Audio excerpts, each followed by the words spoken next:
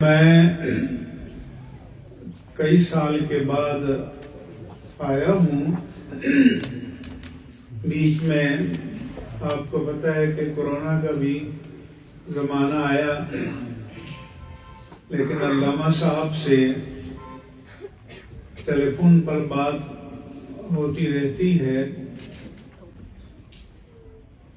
یہ جو اعلیٰ حضرت کے اشعار آپ نے سنے، طرز کو تو سن کر واہ واہ کرتے رہتے ہیں آپ، مجھے نہیں معلوم کہ کتنوں کو یہ معنی ان کا آتا ہوگا۔ ہوا یہ تھا کہ اعلیٰ حضرت سے کچھ احباب نے فرمائش کی کہ کوئی ایسی نعت کہیں آپ جس میں کئی زبانوں کو شامل کیا گیا ہو، تو پھر آپ نے یہ نعت فرمائی۔ اس میں اردو بھی ہے، پوربی زبان جو ہندوستان میں اس طرف بولی جاتی تھی وہ بھی، فارسی بھی، عربی بھی، ان سب زبانوں کو ملا کر امام اہل سنت نے یہ نعت کہی، اور بہت پیاری نعت کہی کہ لم یأت نظیرک فی نظر مثل نشد پیدا جان، کہ آپ جیسا کسی آنکھ میں دیکھا نہیں، آپ کی مثال کسی کی نگاہوں کے سامنے نہیں آئی۔ اے محبوب مکرم، آپ جیسا کوئی پیدا نہیں ہوا۔ سبحان اللہ، سبحان اللہ۔ جگ راج، آگے کیا ہے؟ جگ راج کو تاج تورے سر سوہے، شہ دو سرا جانا، یعنی پوری کائنات پر حکمرانی اور پوری کائنات کی بادشاہت کا تاج یا رسول اللہ آپ ہی کے سر سجدہ ہے۔ اس لیے ہم نے آپ کو دو جہانوں کا بادشاہ مانا ہے اور تسلیم کیا ہے۔ البحر علا، سمندر بلند ہو گیا، والموج طغا، اور موجیں سرکشی پہ آ گئی سمندر کی جب یہ سونامی اور طوفان آتے ہیں۔ من بے کس و طوفان ہوش ربا، میں تو عاجز ہوں، مگر یہ طوفان مراد سمندر کا نہیں بلکہ معصیتوں کا اور انسان کی اپنی کوتاہیوں کا طوفان، وہ کہتے ہیں ہوش اڑا دینے والا ہے۔ اگلا مصرع کیا ہے؟ منجھدار میں ہوں بگڑی ہے ہوا۔ ہاں، منجھدار میں ہوں بگڑی ہے ہوا، یعنی ہماری کشتی جو ہے وہ سمندر کے بیچ طوفانوں میں پھنسی ہوئی ہے، ہوا بگڑی ہوئی ہے، کبھی کشتی ادھر ڈولتی ہے کبھی ادھر ڈولتی ہے، میری نیا پار لگا جانا۔ یا رسول اللہ صلی اللہ علیہ وسلم، آپ ہماری کشتی کو پار لگا دیجیے۔ اور آخر میں پھر آپ نے فرمایا، بس خامہ خام غور سے، بس خامہ خام نوائے رضا، خام نوائے رضا، نہ یہ طرز میری نہ یہ رنگ میرا۔ خام کہتے ہیں، خامہ کہتے ہیں قلم کو، کہ یہ میری طرز نہیں ہے، وہ فرماتے ہیں نہ میرا رنگ ہے، لیکن ارشاد احبہ راتب تھا۔ احبہ حبیب کی جمع ہے۔ دوستوں نے فرمائش کی تھی تو ناچار اسراف پڑا جانا، چنانچہ دوستوں کی فرمائش کی تعمیل میں اسراف چل پڑا، اور کئی زبانوں پر مشتمل یہ نعت میں نے لکھی۔ دوسرا یہ ہے کہ اس میں بتایا گیا کہ آپ جیسا کوئی بھی نہیں ہے۔ بہت خوب، سبحان اللہ، نعرہ تکبیر، نعرہ رسالت۔ ایک مسئلہ اور عرض کر دوں، یہ حضرت مجھے بار بار کرسی کی پیشکش کر رہے تھے، تو یہ کرسیاں ہماری مسجدوں میں اتنی نہیں ہوا کرتی تھی، بلکہ 2000 سے پہلے تھی نہیں۔ میں 1978 میں پہلی بار حج کے لیے گیا تو حرمین طیبین میں نے ایک کرسی بھی نہیں دیکھی تب. اب بہت زیادہ ہو گئی ہیں، اس لیے میں اپنے بھائیوں سے گزارش کرتا ہوں کہ عبادت کے معنی ہے اقصی غایت التذلل، یعنی بندہ اللہ کے حضور اتنی پستی کا اظہار کرے کہ جس سے آگے کسی پستی کا تصور ممکن نہیں. سبحان اللہ، سبحان اللہ، بہت خوب، سبحان اللہ. اس لیے اگر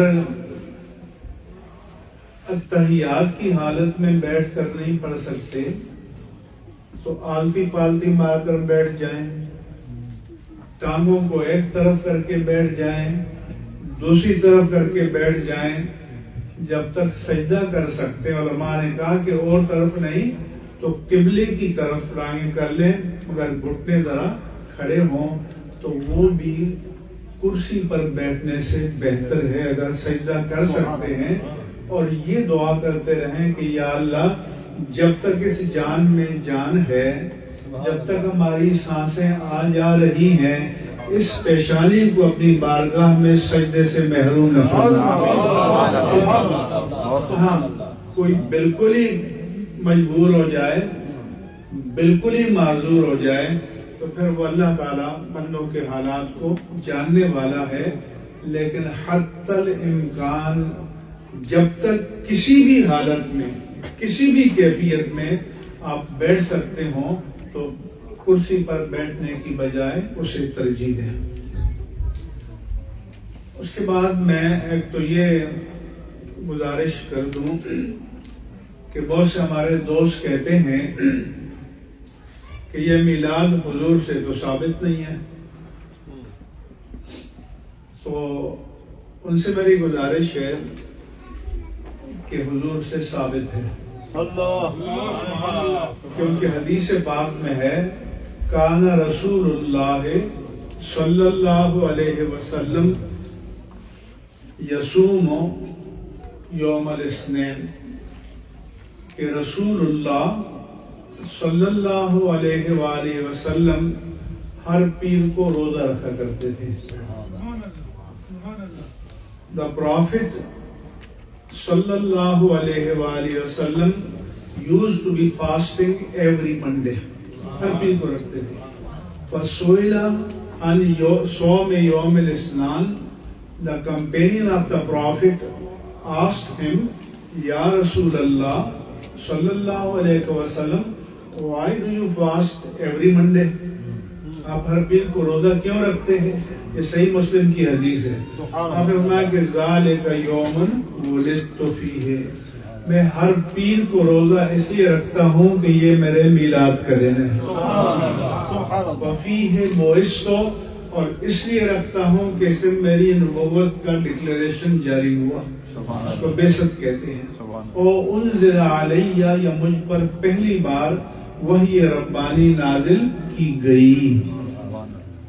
تو آپ تو سال کے بعد مناتے ہیں، تو حضور تو ہر پیر کو روزہ رکھتے ہیں.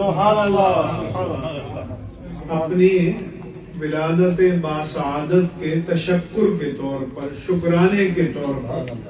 اور قرآن مجید میں ہے حضرت یحییٰ علیہ السلام کے بارے میں کہ سلام علیہ یوم ولد و یوم یموت و یوم یبعث حیا.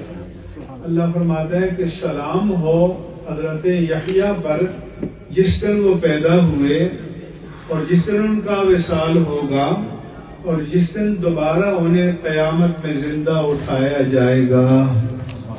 اور حضرت عیسیٰ علیہ السلام نے اپنے بارے میں خود فرمایا السلام علیہ یوم ولدت. قرآن میں ہے یہ کہ جس دن میں پیدا ہوا مجھ پر سلام ہو. وَيَوْمَ أَمُوتُ. اور جس دن میرا وصال ہوگا اس دن بھی مجھ پر سلام ہو. وَيَوْمَ أُبْعَثُ حَيًّا. اور جب قیامت میں مجھے دوبارہ زندہ اٹھایا جائے گا تب بھی مجھ پر سلام ہو. ہم کہتے ہیں کہ حضرت یحییٰ و عیسیٰ علیہ السلام کی ولادت کے دن ان پر سلام ہو، ان کے اور سارے انبیاء کرام کے اور ہمارے آقا تاجدار کائنات سیدنا محمد الرسول اللہ صلی اللہ علیہ وآلہ وسلم کی ولادت کے دن آپ پر سلام. لہذا یہ حدیث سے ثابت ہے، ہر ایک کے پاس یہ صحیح مسلم علماء کے پاس موجود ہے، اور یہی سنت ہے. کیونکہ میلاد کے معنی کیا؟ میلاد کے معنی ہے کہ حضور کی اس کائنات میں تشریف آوری پر اللہ تعالیٰ کا شکر ادا کرنا، کہ اس سے بڑا احسان اور کوئی بھی نہیں. اللہ نے فرمایا کہ اپنے حبیب مکرم صلی اللہ علیہ وآلہ وسلم کو ہمارے لیے مبعوث فرمایا اور ہمیں آپ کی غلامی کا شرف عطا فرمایا. اس کے بعد میں نبوت کے بارے میں بنیادی چند عقیدے کی باتیں آپ حضرات کی خدمت میں عرض کرنا چاہتا ہوں. یہ جو لفظ نبی ہے یہ نبعون سے بنا ہے، اور نبعون خبر کو کہتے ہیں، اور اس معنی میں نبیون کو نبی اس لیے کہتے ہیں کہ آپ غیب کی خبریں سناتے تھے. کیونکہ دنیا کی خبریں تو سب لوگ سناتے ہیں، لیکن آپ غیب کی خبریں اللہ کی ذات کے بارے میں، جنت کے بارے میں، جہنم کے بارے میں، ملائک کے بارے میں، تقدیر کے بارے میں، اور قبر میں کیا گزرے گی جیسا کہ حضرت نے فرمایا اس کے بارے میں، آخرت میں کیا ہوگا اس کے بارے میں اللہ کے رسول خبریں دیتے تھے. اور نبی کے معنی ہے غیب کی خبریں دینے والا، غیب کی خبریں سنانے والا. اور بعض علماء نے کہا کہ نبوون سے ہے، یعنی نون با اور واو اس کا مادہ ہے، اور اس معنی میں اس کے معنی ہے سربلندی، یعنی آپ نبی ہیں. اس کے معنی کیا ہے کہ اللہ نے آپ کو سربلند فرمایا، سرفراز فرمایا، رفعتیں عطا فرمائی، عظمتیں عطا فرمائی، آپ کی شان کو پوری کائنات میں سربلند فرمایا. اس لیے آپ کو نبی کہا جاتا ہے. نبی کی تعریف یہ ہے کہ نبی اس بشر کو کہتے ہیں کہ جسے اللہ تبارک و تعالی نے اپنے بندوں کی ہدایت کے لیے چن لیا ہو. یاد رکھنا، ایک ہوتا ہے الیکٹڈ اور ایک ہوتا ہے سلیکٹڈ. تو الیکٹ تو لوگ کرتے ہیں، اور سلیکٹ کرتا ہے جو اس کی طاقت رکھتا ہو. اس لیے آپ کے جو لقب ہیں مصطفیٰ اور مجتبیٰ، ان دونوں کے معنی ہیں سلیکٹڈ، چنا ہوا، چنیدہ، لیکن کس کا؟ میرا اور آپ کا نہیں، رب کائنات کا چنا ہوا، جسے اللہ پاک نے اپنی محبوبیت کے لیے، اپنے تقرب کے لیے اور اپنے بندوں کی ہدایت کے لیے چن لیا. سبحان اللہ. تو جس کو اللہ نے اپنے بندوں کی ہدایت کے لیے چن لیا ہو، اس لیے نبی بشر ہوا ہے، کوئی جن یا کوئی اور ہمیشہ مرد ہوا ہے. کیوں؟ وَمَا أَرْسَلْنَا مِن رَسُولٍ إِلَّا رِجَالًا نُوحِي إِلَيْهِمْ. اللہ نے فرمایا کہ جو بھی ہم نے رسول بھیجا وہ مرد بھیجے ہیں، لہذا کوئی عورت نبی نہیں ہوئی، کوئی جن نبی نہیں ہوا، کوئی فرشتہ نبی نہیں ہوا. فرشتے رسول ہوئے ہیں، کیونکہ رسول کے معنی ہیں پیغام پہنچانے والا، رسول کے معنی ہیں فرستادہ. اور چونکہ اللہ کے فرشتے جبریل امین اللہ کے انبیاء کی طرف اللہ کا پیغام پہنچاتے تھے، اس لیے ان کو رسول کہتے ہیں. تو فرشتوں میں رسول تو گزرے ہیں لیکن نبی نہیں گزرا، نبی صرف بشر میں گزرا ہے. اور اسی لیے امام اہل سنت مجدد دین و ملت امام احمد رضا قادری رحمہ اللہ تعالیٰ نے فرمایا کہ جو بشریت رسول کا مطلقاً انکار کرے وہ کافر ہے. سبحان اللہ سبحان اللہ. اس لیے اہل سنت و جماعت اللہ کے رسول کی بشریت کا انکار نہیں کرتے. ہاں یہ ضرور کہتے ہیں کہ ان جیسا بشر اور کوئی بھی نہیں آیا. سبحان اللہ سبحان اللہ. وہ بے مثل ہیں، بے مثال ہیں. جیسا کہ حضرت حسان بن ثابت نے فرمایا تھا کہ وَأَحْسَنَ مِنْكَ لَمْ تَرَ قَطُّ عَيْنِي. یا رسول اللہ صلی اللہ علیہ وسلم، آپ سے زیادہ حسین ترین کبھی کسی آنکھ نے نہیں دیکھا. وَأَجْمَلَ مِنْكَ لَمْ تَلِدِ النِّسَاءُ. اور آپ سے زیادہ جمیل کسی ماں نے کوئی جنا ہی نہیں ہے. خلقت مبرئا من كل عیب كأنك قد خلقت كما تشاء. پیدا کرنے والے نے آپ کو ہر عیب سے پاک بنا کر پیدا کیا، گویا پیدا کرنے والے نے پوچھا ہو اے حبیب بتاؤ تجھے کیسا بنایا جائے. اور اسی لیے جو اللہ نے دینا تھا اپنے حبیب کو دیا. کمی کہاں رہتی ہے کہ دینے والے کے پاس کمی ہو، اللہ اللہ، یا لینے والے کی استعداد میں کمی ہو. جب دینے والا بھی کامل اور لینے والا بھی کامل تو پھر کسی کمی کا تصور بھی نہیں کیا جا سکتا. اس لیے آپ جیسا کائنات میں آپ کے علاوہ کوئی اور پیدا نہیں ہوا. سبحان اللہ سبحان اللہ. یہ بات آپ سب حضرات کے ذہن میں ہونی چاہیے کہ مقام مصطفیٰ صلی اللہ علیہ وآلہ وسلم کیا ہے. اس کے بعد یہ بات ذہن میں رہے کہ جس کو اللہ نے جب بھی نبی بنایا وہ اپنے عہد کے سارے لوگوں سے ممتاز تھے. اور حضور از آدم تا قیامت تک آنے والا آخری انسان تک جتنے بھی آ چکے اور آئیں گے ان سب سے عظیم تر ذات پاک مصطفیٰ ہے صلی اللہ علیہ وآلہ وسلم. ان میں ملائک بھی ہیں، انبیاء بھی ہیں، رسول اعظام بھی ہیں کہ سب سے آپ کی ذات ممتاز ہے. دوسری بات یہ کہ نبی معصوم ہوتا ہے، سبحان اللہ. لہذا نبی سے گناہ کا صدور نہیں ہوتا، نہ صغیرہ اور نہ کبیرہ. بعض علماء نے کہا کہ نبوت سے پہلے بھی آپ سے کوئی صغیرہ گناہ بھی صادر نہیں ہوتا. اس لیے انبیاء معصوم ہیں اور ملائک معصوم ہیں. انبیاء کے علاوہ کوئی اور معصوم نہیں ہے.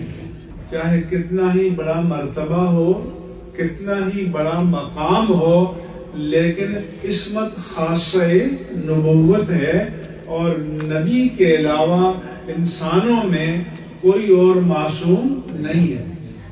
آپ کا کردار بھی معصوم، آپ کے اقوال بھی معصوم، آپ کے افعال بھی معصوم، آپ کا نطق بھی معصوم، آپ کی عقل بھی معصوم.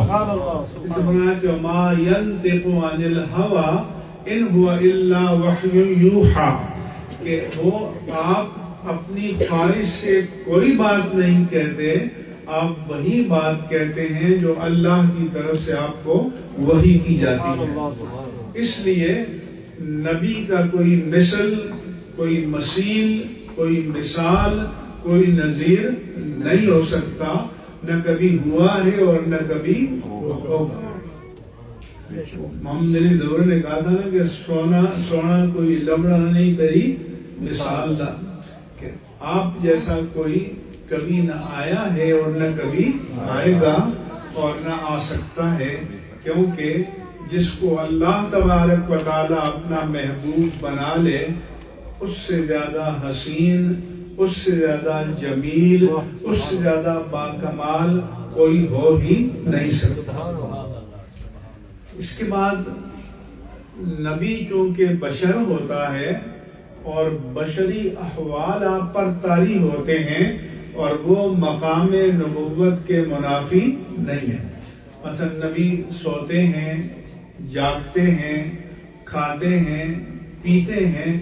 یہ تو کفار نے اعتراض کیا تھا کہ ما لہذا الرسول یاکل الطعام ویمشی فی الاسواق، کہ یہ کیسا رسول ہے جو کھانا بھی کھاتا ہے اور بازاروں میں چلتا پھرتا بھی ہے۔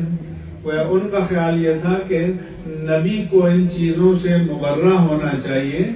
نبی چونکہ انسانوں میں آئے ہیں اس لیے انسانی احوال کا طاری ہونا یہ مقام نبوت کے منافی نہیں ہے۔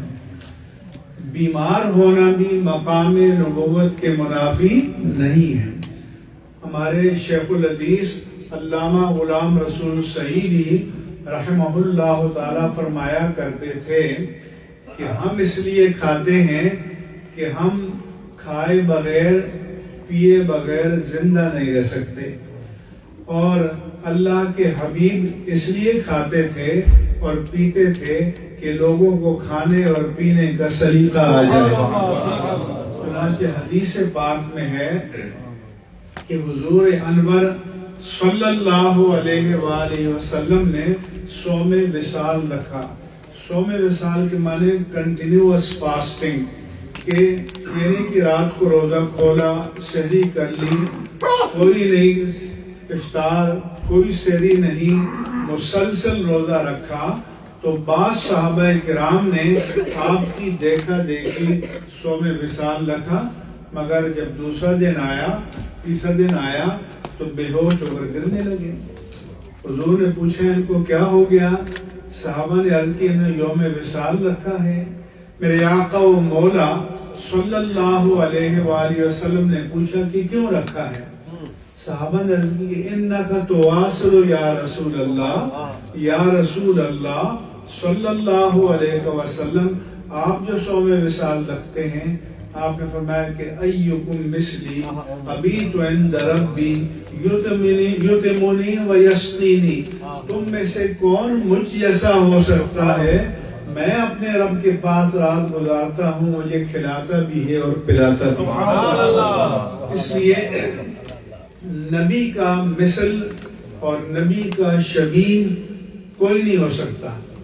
تو بیماری آ سکتی، جیسے بخار آ جاتا ہے، کھانسی آ جاتی ہے، لیکن علماء نے لکھا کہ ایسی بیماری کہ جس سے لوگوں کو گھن آئے، کراہت محسوس ہو، وہ نبی کو لاحق نہیں ہو سکتی۔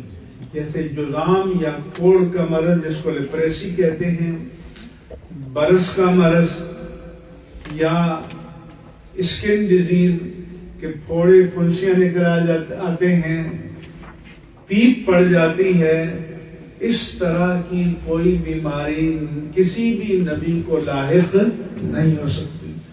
ہر وہ کیفیت کہ جس سے لوگوں کو گھن آئے، کراہت محسوس ہو، تو اللہ کے انبیاء اس سے پاک ہوتے ہیں۔ اس لیے یہ ایوب علیہ السلام کے بارے میں جو لوگوں نے روایات بیان کر رکھی ہیں کہ آپ کو جلدی بیماری ہو گئی تھی، پھوڑے پھنسیاں نکل آئے تھے اور کیڑے پڑ گئے تھے، معاذ اللہ، آپ کو کوڑے کے ڈھیر پہ جا کر چھوڑ دیا تھا، صرف ان کی بیوی جا کر ان کو کھانا پہنچاتی تھی۔ یہ سب باطل ہے۔ ان کو اسرائیلیات کہتے ہیں کہ جو چیزیں ہمارے نزدیک مسلمات میں سے ہیں، all time recognized, accepted, agreed upon، تو اس کے منافی کوئی روایت ہوگی تو اس کو رد کر دیا جائے گا۔ اس لیے ایوب علیہ السلام کے بارے میں بھی جو اس طرح کی بیماری کی روایت ہے، یہ باطل ہے اور یہ درست نہیں ہے۔ اگر کہیں یہ لکھی ہوئی بھی ہو تو اس کو رد کر دیا جائے گا، کیونکہ جو بھی نسبت اور جو بھی صفت شان نبوت کے خلاف ہو، مقام نبوت کے خلاف ہو اس کو رد کر دیا جائے گا اور اس کو کسی بھی درجے میں قبول نہیں کیا جائے گا۔ اس لیے جب بھی آپ کے سامنے اس طرح کی چیزیں آئیں، انبیاء کرام علیہم السلام کے بارے میں، رسول اعظام علیہم السلام کے بارے میں، ان کو آل آؤٹ رد کر دینا چاہیے۔ نبی کی اور ہمارے آقا و مولا صلی اللہ علیہ وآلہ وسلم کی شان یہ ہے کہ آپ نے فرمایا ان النبوۃ والرسالۃ قد انقطعت، کہ نبوت اور رسالت کا سلسلہ ختم ہو چکا ہے، منقطع ہو چکا ہے۔ آپ نے فرمایا کہ فلا نبی بعدی، میرے بعد کوئی نبی نہیں آئے گا۔ اس لیے اور حضور نے ایک حدیث میں فرمایا کہ فضلت علی الانبیاء بست، کہ اللہ تعالیٰ نے مجھے دیگر انبیاء کرام پر 6 چیزوں میں فضیلت عطا کی ہے۔ ایک آپ نے فرمایا کہ اوتی تو جوامع الکلم، مجھے جامع کلمات کا معجزہ عطا کیا گیا ہے، یعنی آپ 2 یا 3 لفظوں پر مشتمل ایک جملے میں معنی کے سمندر کو سمو دیتے تھے۔ چنانچہ علماء نے آپ کی زبان مبارک سے نکلے ہوئے ان کلمات کو جمع کیا ہے کہ جن کو جوامع الکلم کہا جا سکتا ہے۔ مثلا انما الاعمال بالنیات، کہ اعمال پر آخرت میں جو جزا و سزا ملے گی اس کا مدار نیت پر ہوگا، صرف ظاہر پر نہیں ہوگا۔ اگر کسی کا ظاہری عمل بڑا پرکشش کیوں نہ ہو، لیکن اگر اس کے پیچھے جو نیت کار فرما ہے وہ اللہ کی رضا کی نہیں ہے تو وہ عمل بھی رد کر دیا جائے گا۔ اس لیے اللہ کے رسول نے فرمایا کہ ان اللہ لا ينظر الى صورکم واعمالکم ولکن ينظر الى نیاتکم، یا ایک روایت میں قلوبکم، کہ اللہ تعالیٰ تمہاری صورتوں کو اور تمہارے اعمال کو نہیں دیکھتا، وہ تمہاری نیتوں کو دیکھتا ہے کہ اس کے پیچھے کون سی نیت کار فرما ہے۔ لہذا اگر بظاہر عمل بہت پرکشش ہو، بہت اچھا ہو، لیکن اس کے پیچھے جو نیت کار فرما ہے وہ اللہ اور اس کے رسول کی رضا نہ ہو تو وہ منہ پر مار دیا جائے گا۔ ہمارے ہاں تو یہ ہوتا ہے نا کہ بھائی کوئی چیز پسند نہ آئے تو کہتے ہیں اللہ کے نام پر دے دو۔ کوئی ریجیکٹڈ چیز ہو، 2 نمبر ہو، 4 نمبر ہو، پسند نہ آئے تو کہتے ہیں اللہ کے نام پر دے دو۔ اللہ کیا فرماتا ہے؟ وَلَا تَيَمَّمُوا الْخَبِيثَ، کہ جو گھٹیا چیز ہے، ریجیکٹڈ ہے، ناپاک ہے، تمہاری طبیعت اس کو پسند نہیں کرتی، فرمایا کہ خبردار میری راہ میں دینے کا سوچو بھی نہیں، ارادہ بھی نہیں کرو۔ تنفقون منہ، کہ تم اس سے خرچ کرو، وَلَسْتُمْ بِآخِذِيهِ إِلَّا أَن تُغْمِضُوا، اگر تمہیں کوئی ریجیکٹڈ چیز، گھٹیا چیز، 2 نمبر چیز دے تو تم کبھی بھی خوشی سے اسے قبول نہیں کرو گے۔ تو تمہارا کیا خیال ہے کہ اللہ کا ذوق تمہارے ذوق سے بھی کم ہے؟ تو اس لیے فرمایا کہ اللہ کی بارگاہ میں دو تو اعلیٰ چیز دو، عمدہ چیز دو، وہ دو جو تمہیں خود پسند آئے، وہ دو جو تمہیں خود اچھی لگے، وہ دو۔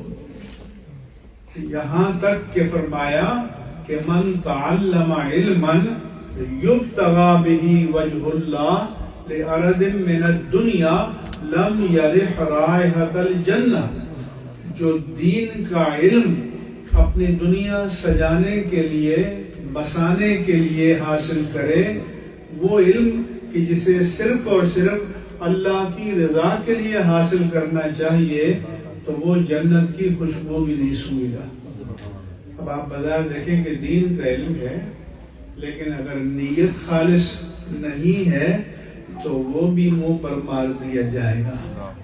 فرمایا کہ من طلب العلم لیجاری بہ العلماء اور لیماری بہ السفہاء اور لیصرف وجوہ الناس الیہ ادخلہ اللہ النار، کہ جو علم اس لیے حاصل کرے تاکہ مناظرہ کر کے علماء پر فتح حاصل کر لے، یا بیوقوفوں کے ساتھ کٹ حجتیاں کرے، یا لوگوں کا رخ عقیدت اپنی جانب پھیر دے، یہ اسے جہنم میں لے جائے گا۔ تو علم کس لیے حاصل کرنا چاہیے؟ اللہ کی رضا کے لیے۔ فرمایا کہ جو اللہ کی رضا کے لیے علم حاصل کرنے نکلے تو ملائکہ اس کے پاؤں کے نیچے پر بچھاتے ہیں۔ اور یہ مطلب نہیں ہے کہ اللہ کی رضا کے لیے حاصل کرے گا تو دنیا نہیں ملے گی، دنیا بھی ملے گی اور دین بھی ملے گا، دنیا بھی ملے گی اور آخرت بھی ملے گی، لیکن نیت خالص رضائے الہی ہونی چاہیے۔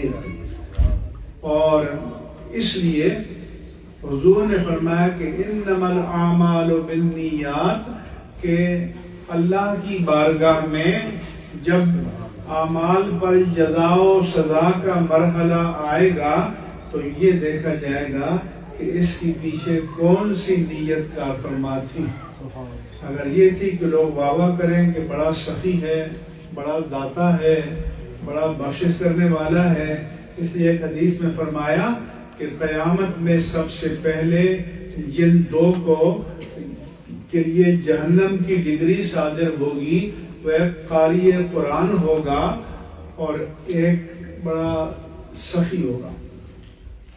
وہ کہیں گے یا اللہ میں تو تیرا قرآن پڑھتا رہا، ساری زندگی اس میں لگا دی، تو اس کو کہا جائے گا تم نے پڑھا تو ہے لیکن اس لیے پڑھا ہے تاکہ لوگ تمہیں داد دیں، واہ واہ کریں، تمہارا نام ہو۔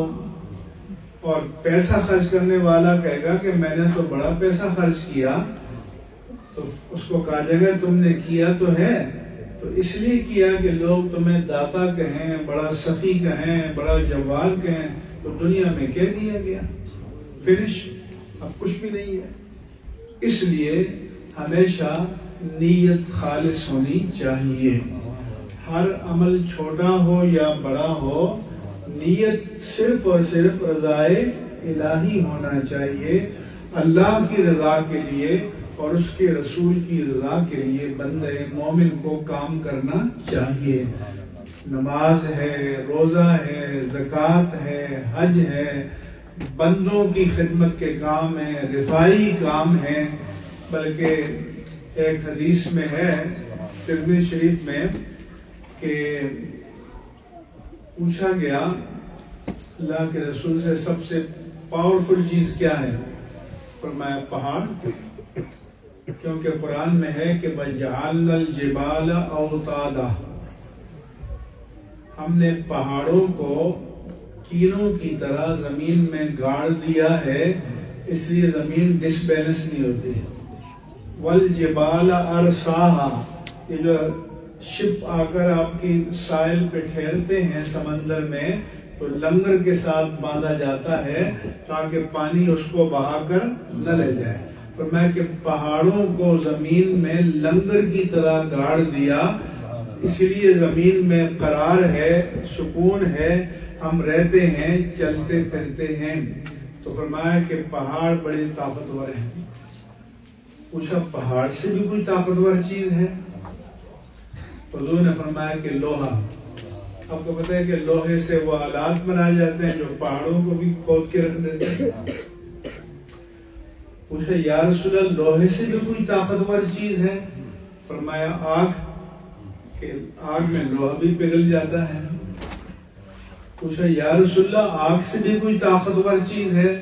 فرمایا ہوا، ہوا آتی ہے تو آگ کو بھی اڑا کے لے جاتی ہے۔ یہ جو آپ کے یہاں سونامی آتے رہتے ہیں، طوفان، تو یہ ہوائیں ہیں جو چلاتی ہیں۔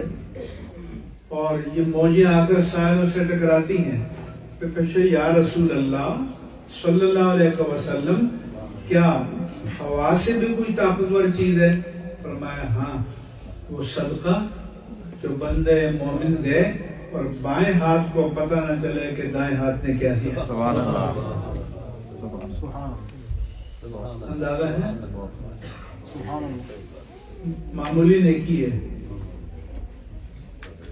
فرماتے ہیں کہ سب چیزوں سے طاقتور ہے۔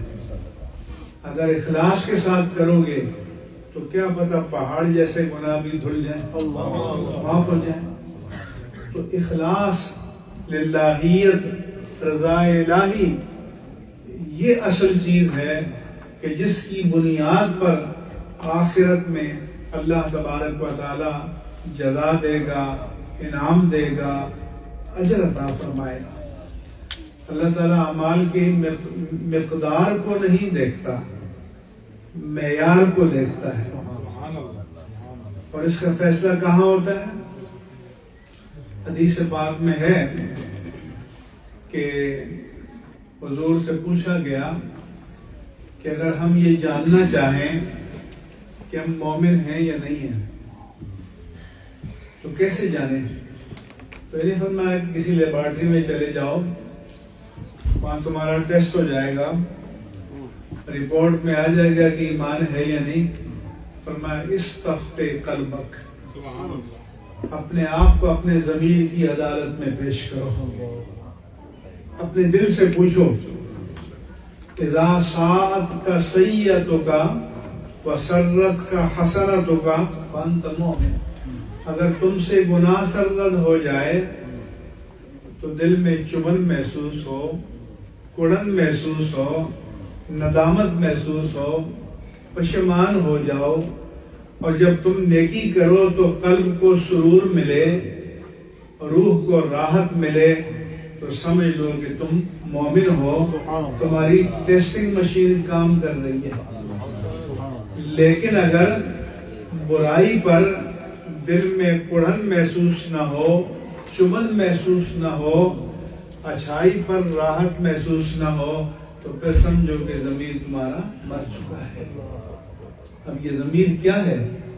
یہ ضمیر وہ ہے کہ اللہ اس کی قسم فرماتا ہے کہ لا اقسم بیوم القیامہ، فرماتے ہیں کہ میں قیامت کے دن کے حق ہونے کی قسم فرماتا ہوں، ولا اقسم بالنفس اللوامہ، اور میں انسان کے ضمیر کی قسم فرماتا ہوں۔ یہ اتنا پسند ہے میرے رب کو۔ لوامہ اسے کہتے ہیں کہ ملامت کرنے والا، کہ اگر ہم سے گناہ ہو جائے تو ضمیر ملامت کرے، چین نہ آئے۔ بلکہ سورہ شمس میں تمہید کے طور پر کئی قسمیں فرمائیں کہ والشمس وضحاها، سورج اور اس کی تابانی کی قسم، والقمر اذا تلاها، چاند کی قسم، چاند اور اس کے اجالے کی قسم، والنہار اذا جلاها، دن اور اس کے اجالے کی قسم، واللیل اذا یغشاها، شب اور ظلمت شب کی قسم، والسماء وما بناها، آسمان اور اس کی شان رفعت کی قسم، والارض وما طحاها، اور زمین اور اس کی وسعت کی قسم، ونفس وما سواها۔ اتنی قسمیں تمہید کے طور پر بیان کر کے اللہ مومن کے نفس کی قسم فرماتا ہے کہ اس نفس کو ہم نے کیسا معتدل، متوازن، بیلنس بنایا۔ فَأَلْهَمَهَا فُجُورَهَا وَتَقْوَاهَا، اس کی نیکی بھی اس کو الہام کر دی اور اس کی بدی بھی اس کو الہام کر دی۔ قَدْ أَفْلَحَ مَنْ زَكَّاهَا، تو جس نے اس نفس کو پاک رکھا وہ بامراد ہو گیا۔ وَقَدْ خَابَ مَنْ دَسَّاهَا، جس نے اس کو گناہوں سے آلودہ کر دیا وہ ناکام ہو گیا۔ تو عزیزان گرامی، یہ ہے انما الاعمال بالنیات۔ اس لیے حضور تعلیم امت کے لیے دعا فرماتے تھے کہ اللہم آت نفسی تقواها وزکھا فانت خیر من زکاہا، اے اللہ تو میرے نفس کو اس کا تقوی عطا کر دے اور تو اسے پاک کر دے، کیونکہ تجھ سے بہتر پاک کرنے والا کوئی بھی نہیں ہے۔ اور اب جس دور میں ہم ہیں کہ لوگ یہ ساری حرکتیں کرتے ہیں اور پھر جشن مناتے ہیں، ایک دوسرے کے درمیان اس پر فخر کرتے ہیں، یہی قوم لوط کا حال تھا۔ فرمایا کہ انکم لتأتون الرجال شہوۃ من دون النساء اور تقطعون السبیل وتأتون فی نادیکم المنکر، کہ تم غیر فطری طریقے سے اپنی جنسی خواہش کو پورا کرتے ہو، ڈاکہ زنی کرتے ہو، اور پھر اپنی مجلسوں میں بڑے فخر سے اپنے کارنامے بیان کرتے ہو۔ تو آج آپ یہاں بھی بیٹھ کے پاکستان کے ٹی وی چینل دیکھتے ہو، خرافات کے علاوہ اس میں ہے کیا؟ کبھی آپ نے دیکھا کہ وہاں بیٹھ کر کوئی ملک کی فلاح کی بات ہو، کوئی خیر کی بات ہو، ایک دوسرے کو گالی گلوچ دینا، ایک دوسرے کو برا کرنا، ایک دوسرے کی توہین کرنا؟ تو دوسرے کو کی توہین وہ کرتا ہے جو اپنے آپ کو پارسا سمجھتا ہے، جو اپنے آپ کو، تو اللہ فرماتا ہے لا تزکوا انفسکم، اپنی پارسائی مت بیان کرو، وہ رب بہتر جانتا ہے کہ کس کا نفس پاکیزہ اور پارسا ہے۔ یہاں تو تھوڑا سا عمل ہو جائے تو حد سے گزر جاتے ہیں، ہو گیا کہیں وما علی الا البلاغ المبین۔ Don't forget to like, comment and subscribe.